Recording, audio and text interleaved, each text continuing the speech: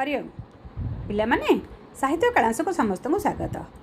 आमे पढ़ुले कविता वर्षा समस्ते कविताटी को आवृत्ति कर सारी बुझी सारी नहीं। आज आम से कवितार शब्दार्थ गुड़ी को आज बुझीने। अच्छा, निशामुख निशामुख अर्थ संध्या बेल। त्रास त्रास अर्थ भय। मंचपुर मंचपुर अर्थ मर्त्यपुर। खद्योत जुलजुलिया पोक। भुंजंती भुंजंती अर्थ भोग करती। मंडूक अर्थ बेंग। तोष अर्थ आनंद। सार अर्थ श्रेष्ठ। तापित अर्थ उत्तप्त। जेह्ने जेभली। शून्य पथे कहले आकाशरे। सकल अर्थ समस्त। करुणा अर्थ दया। तेज अर्थ किरण। अल्प अर्थ एठारे क्षुद्र। मही अर्थ पृथ्वी। गिरी अर्थ पर्वत। अच्छा, पठित विषय आम प्रतिशब्द गुड़ी को बुझी नेबा। मंडूकर प्रतिशब्द बेंग भेक हरि। सेमती संपद धन दौलत संपत्ति। मेघ जलद बारिद अम्बुद। बिजुली चपला चंचला क्षणप्रभा। मही धरा वसुधा धरणी। जल बारी नीर पानी। रवि सूर्य तपन भास्कर। नदीर तटिनी सरित स्रोतस्विनी। सेमती लहरीर प्रतिशब्द ढेउ उर्मी तरंग। राजांकर नृपति नरपति सम्राट। आकाशर नभ गगन अंबर। मयूरर शिखी केकी आउ कलापी। एतद व्यतीत आम आउ अधिक प्रतिशब्द अभ्यास करिपरिबा। ठीक अच्छे। अच्छा, आसिया विपरीत शब्द को सार असार। संपद विपद दुख सुख। जीवन मरण राजा प्रजा। बे आमे समस्ते अभ्यास प्रश्न गुड़ी को बुझी नेबा। 1 नंबर निम्नलिखित प्रश्न गुड़िकर उत्तर कुह। वर्षरे केतोटी ऋतु आसे? उत्तर वर्षरे 6टी ऋतु आसे। ख ग्रीष्म ऋतु परे केउं ऋतु आसे? उत्तर ग्रीष्म ऋतु परे वर्षा ऋतु आसे। ग मेघमाला माने केउंठी मिलित हुअन्ति? उत्तर मेघ माने बा मेघमाला माने शून्य पथरे मिलित हुअन्ति। घ पृथ्वी सूर्यंक उत्तापरे केते मास उत्तप्त थिला? उत्तर पृथ्वी सूर्यंक उत्तापरे 8 मास उत्तप्त थिला। उ खद्योत केते बेले उड़ी बुले? उत्तर खद्योत संध्या बेले उड़ी बुले। अच्छा, 2 नंबर को आसवा। 2 नंबर क उत्तर लेख। मेघमाला किपरि भाबरे जल वर्षा कले? उत्तर मेघमाल घोर शब्दरे गर्जन करी जल वर्षा कले। ख गर्जंती आबो ऋण पाणी। एठारे किए गर्जिबा कथा कह जायछि?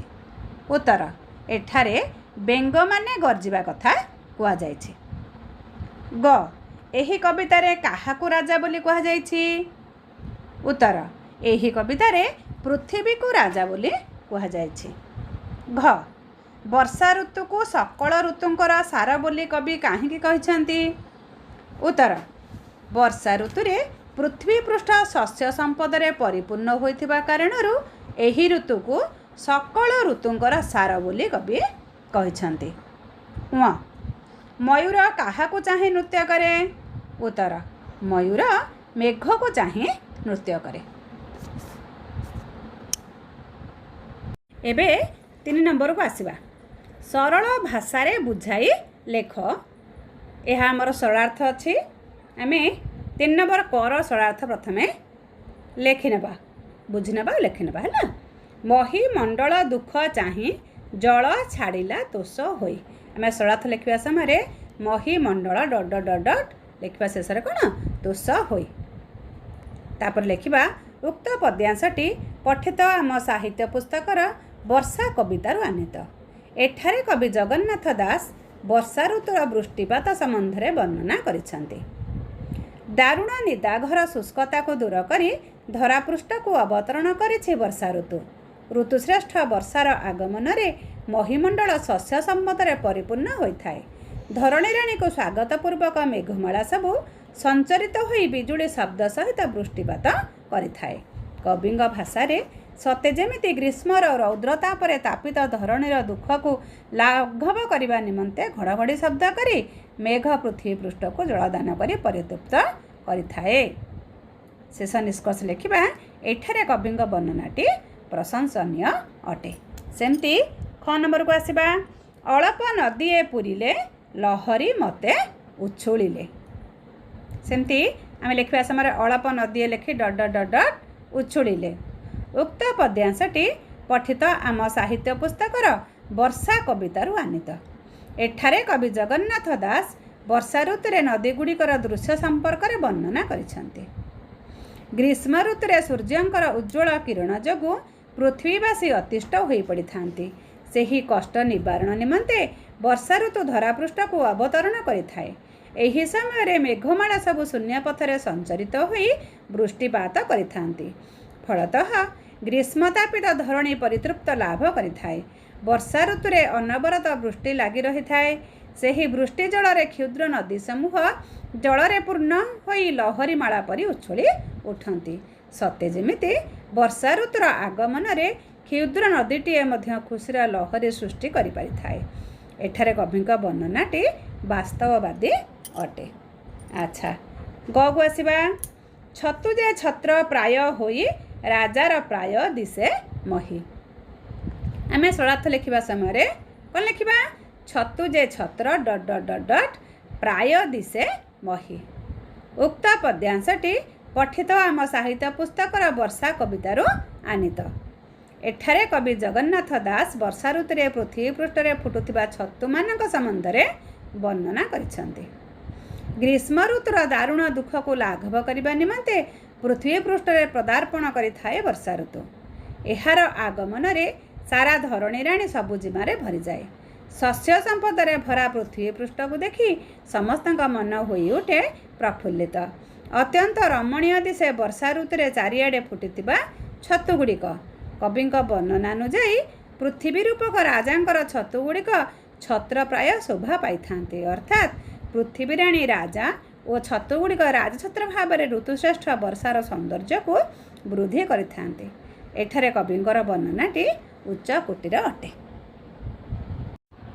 एबे आसिबा 4 नंबर को निम्नलिखित पद्यांश रे केतक पद नाही बही देखी सेगुड़िक पूरण कर। अर्थात आमे जो पद्यांशटी पढ़ीचे यही कवितारू ही आम ये पद्यांश गुड़िक पूरण करवा। प्राणी जीवन जल राशि करुणा चित्तरे बरसी नाना प्रकार शस्य राशि एणे पूरित मही देसी। अच्छा 5 नंबर को आसिबा एही कवितारे सूर्य और पृथ्वी शब्द पाई अन्य जो शब्द गुड़िक व्यवहार करा जायछि ताहाकु लेख। सूर्य पाई रवि आ पृथ्वी पाई मही शब्द आमर यही कवितारे कौन व्यवहार करा जायछि। 6 नंबर को आसिबा बरसा शब्दर गद्य रूप वर्षा सेहीपरि निम्नलिखित शब्द गुड़िकर गद्य रूप लेख। शब्द शब्द गरजी गर्जी बरसी वर्षी ग्रीष्म ग्रीष्म तपत तप्त अल्प अल्प बुझेगा। 7 नंबर को आसिबा तले दिया जाइथिबा शब्द गुड़िकर अर्थ बंधनी मध्यरु बाछि लेख। मंचपुर मंचपुर अर्थ कौन मर्त्यपुर। भुंजंती भुंजंती अर्थ भोग करती। मंडुक मंडुक अर्थ बेंग।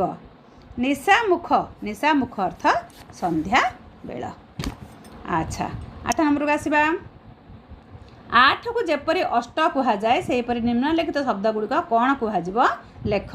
9 को नव 7 को सप्त 6 को षष्ठ 11 को एकादश। अच्छा 9 नंबर को आसिबा प्रत्येक धाड़ी रे 3टी एक जातीय शब्द सहित गोटे भिन्न जातीय शब्द मिसी रही। भिन्न जातीय शब्दटी को चिन्हट करी लेख। वर्षा बिजुली गिरिशिख पवन या भितर किस अलग हेब ना गिरिशिख। सेमती मंडूक मयूर छतु खद्योत अलग किए हेब ना छतु। ठीक अच्छे। अच्छा वर्तमान तुमक अच्छी काम वर्षा उपर लेखा जाइथिबा अन्य कविंकर कविता गुड़िक संग्रह करी पढ़। बुझेला एई वर्षा संपर्क रे अन्य कवि मानकर केतोटी लेखा संग्रह करबा आ ताको पढ़िबा। आ वर्षा ऋतु संपर्क रे कविता लिखि तुम शिक्षक को देखा। तुए माने एई वर्षा ऋतु को हृदयंगम करी तुम मनरू छोट छोट कविता लिखिबा पई चेष्टा करबा। आउ कोना ना जगन्नाथ दासक जीवन संग्रह करी पढ़िबा। ठीक अच्छे। अच्छा आमे ए विषयटी को समस्ते बुझी सारे यार प्रश्न उत्तर निज निज खातार करनेबा। अच्छा आज कालांश को रखिबा। धन्यवाद।